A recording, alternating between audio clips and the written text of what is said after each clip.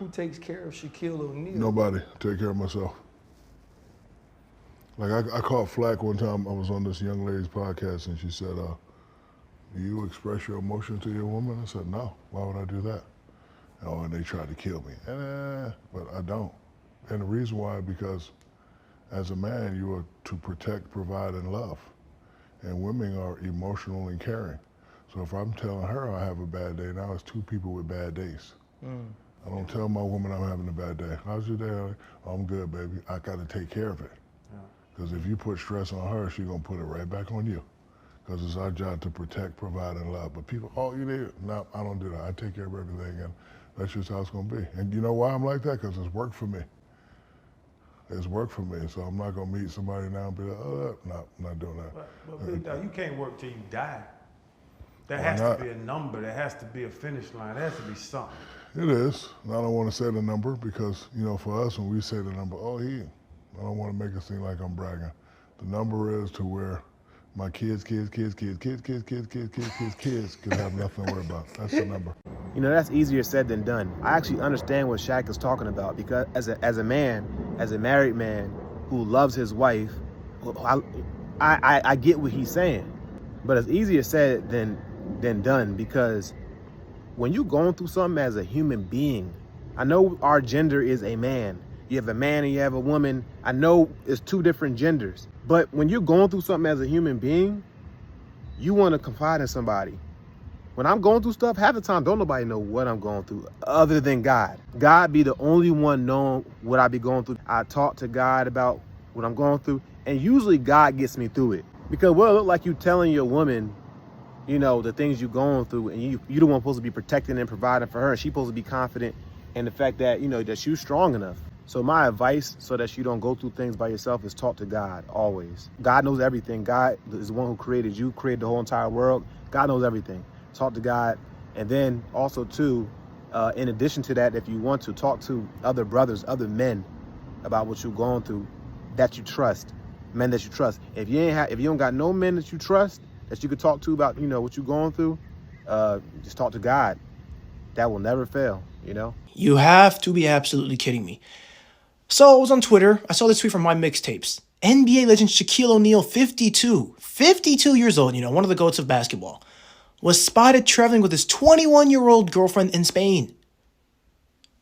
What? One of the GOATs of basketball, Shaquille O'Neal, who's 52 years old, by the way, was traveling with his girlfriend in Spain. And she's 21 years old. You mean to tell me she is literally around my age? And Shaquille O'Neal bagged her. Like, what? Nah. Somebody in the comment section said that he was saying that as if Shaq was hiding or something. Shaq wasn't hiding. He used to have paparazzi being nosy and just, you know what I'm saying? He out in the open living his best life. I don't know. To me, it doesn't seem that that far-fetched. I mean, he's 52 years old, but that's not the first time we've seen a 50-year-old be with a 21-year-old who's super rich. I mean, that's not uncommon. I mean, you know, let's be honest. I had a guy client said, my wife hasn't put her head on my chest in 2 years. They have kids. Like, that breaks him as a husband. You think that men want sex? You think that men just want to be told, to be telling things all the time and to get things done? No, men want partnership. They want to they want that best friend in their house. They want to walk inside of their house and feel like they see eyes light up. Men actually care about these things, but they don't know how to generate that. They don't know how to create that. So once he starts to understand his woman, I teach him leadership skills about how he communicating effectively, right? So as an example, babe, you know, I want dinner done when I get home. You want to say, so the question is, you want to ask what's going on. You know, I appreciate her like having like some like sympathy for men, because a lot of women don't have any sympathy at all. But the problem is she kind of took the role of how a single mother relates to her son. After she said all that, I teach him leadership skills. You cannot teach a man leadership skills as a woman. That's the issue in the black community today. A lot of single mothers think that they can make boys become men, make their sons become men. And they do it with good intentions. They have a good heart about it. They want their sons to succeed, but you don't have the tools necessary. You don't have the resources to be able to make your son become the man that he's supposed to be. only a man can teach a man how to be a man. So if you don't know, Caitlin Clark been getting pushed around, I'll say low-key kind of bullied in the WNBA. It seems like all the time. It kind of honestly makes you think like they might need to change some rules in the WNBA, like hockey. They probably need to make it like hockey where you let them box it out for like 15 seconds, because that's crazy. That's preposterous. Now, my theory on why she gets bullied in the WNBA the way she does is because Angel Reese, I'm sorry. Caitlin Clark has this way of acting like she's super innocent, like she never does anything. But if you remember in college, one of the reasons why I did not like her in college, I like her now, but in college I really didn't like her because every time she used to shoot her threes, almost every single time she had somebody defending her, she would push them off. That's cheating. You can't do that. But she would get away with it, and they used to make me so angry.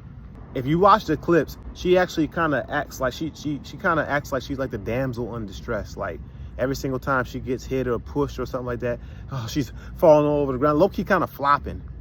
And it's like, cut it out. Come on now. You a grown woman. They grown women.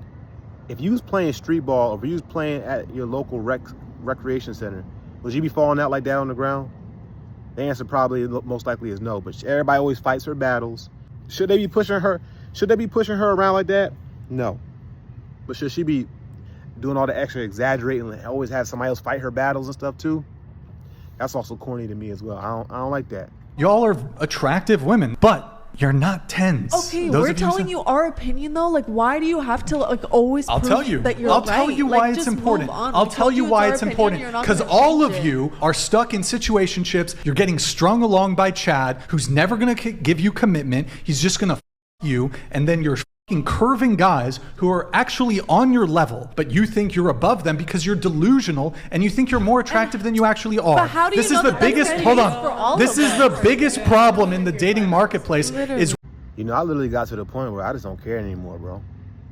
I literally just don't care anymore. And maybe it's because I've learned, and you know, you have to become more wise over time. I've learned that people in general just don't listen to advice that they don't want to take if they don't feel like taking that advice. Women in general really do that when it comes to the advice that applies to dating. Women gonna do what they want to do, and a lot of times women, modern women, in this you know, right of today's time, they're gonna do things that's not going to be beneficial for them in the future, as far as who they choose to date, who they choose to, you know, start a family with, all those types of things. Because a lot of it is based on the culture of social media. So she raised a valid question. Why do you care so much? Honestly, he shouldn't.